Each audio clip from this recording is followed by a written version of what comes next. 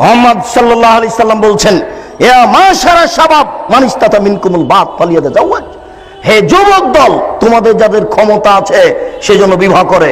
বিবাহ করলে ক্ষমতা লাগে, ক্ষমতা ছাড়া বিবাহ করা ঠিক নয়। আল্লাহ রাসূল বলছেন, ইয়া মাশারা শাবাব মান ইসতাতা মিনকুমুল বাত ফালিয়াতাজাওয়াজ। হে যুবক দল, তোমাদের যাদের ক্ষমতা আছে সেজন্য বিবাহ করে। বিবাহ করলে ক্ষমতা লাগে। ক্ষমতা মানে পেশাবখানা, পায়খানা, গোসলখানা, বৈঠকখানা, মোহর, শারীরিক ক্ষমতা। যদি সম্ভব না হয়, আপনাকে বলছে আল্লাহ রাসূল, যদি সম্ভব না হয়, যদি ক্ষমতা না থাকে, ফালাহি বিসম, তাকে রোজা রাখতে হবে। ফাইনাহুল্লাহু বেজা, রোজাই হচ্ছে তার যৌবনকে ঠেকানোর মাধ্যম। ও কাপুরুষ বিবাহ করতে পাবে না, ও কাপুরুষ বিবাহ করতে পাবে না, ও কাপুরুষ বিবাহ করতে পাবে না। ওকে রোজা থেকে থেকে যৌবনকে ঠেকাতে হবে।